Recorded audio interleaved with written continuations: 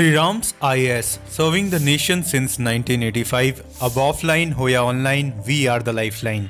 दोस्तों, पिछले 3 साल से चल रही रशिया यूक्रेन वॉर में पुतिन अब शायद फाइनल चैप्टर लिखना चाहते हैं। हाल ही रशिया दोबारा एक काफी एग्रेसिव अटैक स्टार्ट किया है, क्योंकि पिछले 2 महीने के बाद पहली बार वापस यूक्रेन की कैपिटल कीव पर अटैक हुआ है। मतलब रशिया ने दोबारा 3 बैलिस्टिक मिसाइल्स और करीब 37 ड्रोन फायर किए हैं यूक्रेन की कैपिटल कीव की तरफ। लेकिन गनीमत की बात यह है कि यहां पर 2 मिसाइल को रोक दिया गया, सिर्फ एक हिट किया है, तो इतना ज्यादा नुकसान नहीं हुआ। और 37 ड्रोन्स जो फायर किए थे, इसे भी यहां पर यूक्रेन की एयर डिफेंस सिस्टम ने रोक दिया। एक्चुअली ये यूक्रेन की एयर डिफेंस कहना सही नहीं होगा, यहां पर नेटो और यूएस ने काफी सारे अपने advanced air defence system, example के लिए आप थार्ड ले लीजिए, जो कि डिप्लॉय है आज के वक्त में कीव में। तो इस वजह से आज जो भी अटैक रशिया करता है डायरेक्टली यूक्रेन की कैपिटल में, तो वहां पर उसे रोक दिया जाता है इन एडवांस्ड एयर डिफेंस सिस्टम के द्वारा। और देखो, हाल ही जिस तरह के डेवलपमेंट सामने आए, लाइक यूएस प्रेसिडेंशियल इलेक्शन में ट्रंप का जीतना इस वॉर पर डायरेक्ट इंपैक्ट डालता है, और दूसरी तरफ रशियन एडवांसेस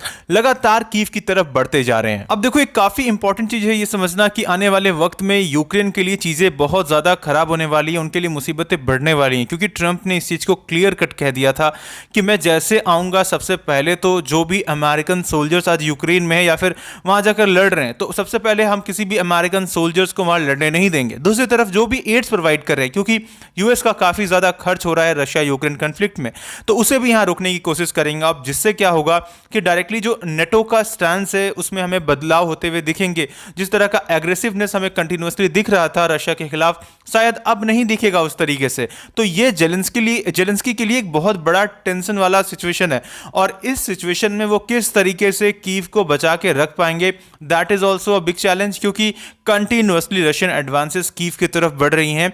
और यही वो सिचुएशन है जहां पर हम देख सकते हैं कि यहां पर बैकफुट में जाना पड़ सकता है जेलेंस्की को, क्योंकि अब तक हम देख रहे थे कि काफी एग्रेसिव तरीके से जेलेंस्की अटैक कर रहे थे। इवन हमने देखा था कि रशिया के कुछ इंपॉर्टेंट शहर में भी जाकर उन्होंने अटैक किया था, इवन कुर्स वाली जो रीजन है वहां पर कंट्रोल कर लिया था। तो इन सारे सिचुएशन को देखते हुए देखो, पुतिन काफी आप ऐसा कह सकते हो कि होशियारी से काफी वो क्लेवर है, राइट। और वो इस सिचुएशन का इंतजार कर रहे थे कंटिन्यूअसली कि कैसे भी करके ट्रंप जीते, जिससे उनके लिए सारा कुछ ना विन विन सिचुएशन हो गया है आज के वक्त में। तो अब सबसे पहले इस मैप को समझने की कोशिश करो, जो कि काफी इंपॉर्टेंट है इस पूरे कंटेक्स्ट को समझने के लिए। जैसे कि आप देख सकते हो, यहां पर आपको यूक्रेन का मैप दिख रहा होगा, राइट। इसके पास में you have Poland, you have Slovakia, you have Hungary and then Romania. तो ये वो कंट्रीज हैं जो एक्चुअली नेटो कंट्रीज है, और यहां कंटिन्यूअसली हेल्प प्रोवाइड कर रहे हैं ये यूक्रेन को रशिया के खिलाफ लड़ने के लिए।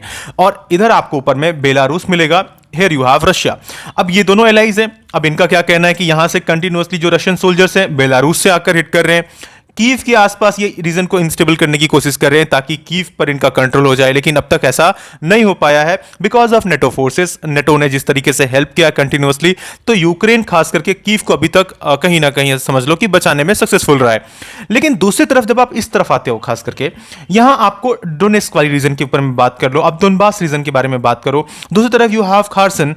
क्रीमिया की तो बात ही मत करो, क्योंकि क्रीमिया अब रशिया की ही डायरेक्टली टेरिटरी आप समझ लो हो गया है, क्योंकि उसके ऊपर अब बात नहीं की जाएगी। अब ये वो रीजन है जहां पर रशियन एडवांसेस आज के वक्त में सेटल डाउन है, और ये कंटिन्यूअसली एक्सपैंड कर रहे हैं, कंटिन्यूअसली ये आगे की तरफ बढ़ रहे हैं। हालांकि यहां पर कुर्स वाली जो रीजन है, यहां ऑलरेडी यूक्रेन ने कुछ रीजन को कैप्चर कर रखा है, लेकिन मोस्ट प्रोबेबली यहां पर रशियन फोर्सेस, और खास करके आज के वक्त में हम सब जानते हैं कि इवन नॉर्थ कोरियन सोल्जर्स भी बहुत बड़े नंबर्स में आज के वक्त में यहां के लड़ रहे हैं, जिससे मोस्ट प्रोबेबली ये वो रीजन है जहां से एक्चुअली यूक्रेन को पीछे हटना पड़ जाएगा। लेकिन रशिया ऑब्वियसली ये रीजन से पीछे नहीं हटने वाला है। अब इसके बीच में आता है ट्रंप का प्लान।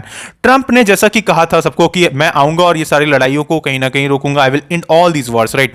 और यहां पर वो अपने प्लान को लेकर आए हैं। उनके हिसाब से क्या है कि आज के वक्त में रशियन एडवांसेस जहां तक हैं, उनका जो प्रेजेंट स्टेटस है, उसके हिसाब से हम यहां पर एक लाइन ड्रॉ कर देंगे, जिससे यहां पर ये बन जाएगा एक buffer zone between Russia and Ukraine, जिससे ये लड़ाई एक्चुअली रुक जाएगा इमीडिएटली। तो ये एक बफर जोन, मतलब लाइन ऑफ कंट्रोल बनाने की बात कर रहे हैं। अब ये कितना हद तक प्रैक्टिकल होगा, आई मीन अभी तो इसके बारे में बात नहीं किया जा रहा है, लेकिन ये प्लान ने एक्चुअली कंट्रोवर्सी, मतलब अगर ऐसा होता है तो यहां पर रशिया के लिए ये पूरी तरीके से विन विन सिचुएशन है। लेकिन नेटो और यूक्रेन के लिए ये तो एक बहुत बड़ी हार है, क्योंकि पिछले 3 साल से सारे एफर्ट्स जो यूक्रेन दिया है अपनी रीजन्स को वापस लेने के लिए, अपने जो स्पेसिफिकली टेरिटरीज जो रशिया ने कंट्रोल कर लिया है उसको वो जीतने के लिए लगातार प्रयास कर रहे हैं, और वो सारे मेहनत के ऊपर में यहां पर सवाल उठ रहा है। और इसलिए यहां पर ट्रंप की जो ये प्लान है, ये बहुत बड़ी आप समझ लो कि कंट्रोवर्सी में जा रही है, क्योंकि इसने यूक्रेन को बैकफुट में ला दिया है। ये एक सबसे बड़ा चैलेंज आज जेलेंस्की के लिए है, और ये कितने हद तक इसको सपोर्ट करेंगे जेलेंस्की इस प्लान को, ये तो देखने वाली बात होगी, क्योंकि ट्रंप अभी आएंगे, उसके बाद यहां पर क्या सारे होंगे चीजें, वो बहुत इंपॉर्टेंट हो जाता है और इंटरेस्टिंग भी हो जाता है। लेकिन अभी फिलहाल के लिए जो बाइडन है अबाउट 1-1.5 महीने के लिए, और इस बीच हम देख रहे हैं कि जो बाइडन कंटिन्यूसली ये कोशिश करे कि नेटो की मदद से यूक्रेन के पास में ज्यादा से ज्यादा वेपन्स प्रोवाइड किया जाए, उनको ज्यादा से ज्यादा सपोर्ट किया जाए, ताकि जो रीजन पे आज के वक्त में एक्चुअली स्पेसिफिकली रशिया जिन रीजन को कंट्रोल कर रहा है उनको बैकफुट में लाया जाए। लेकिन आई डोंट थिंक कि पुतिन के रहते वैसा हो पाएगा, क्योंकि पुतिन काफी स्मार्ट है और पुतिन इस चीज को जानते हैं, भले अच्छे से जानते हैं, क्योंकि अगर आज के वक्त में रशिया पीछे हटा तो ये उनके लिए एक बहुत बड़ा समझ लो कि लॉस होगा। लेकिन पुतिन आगे और मैसिव अटैक करेंगे, एग्रेसिव अटैक करेंगे, जिससे और भी ज्यादा रीजन एक्चुअली उनके हाथ में आ जाए। वो कोशिश करेंगे कीव तक पहुंचने के लिए, हालांकि पहुंच पाएंगे कि नहीं ये भी आने वाले वक्त में हमें पता चलेगा।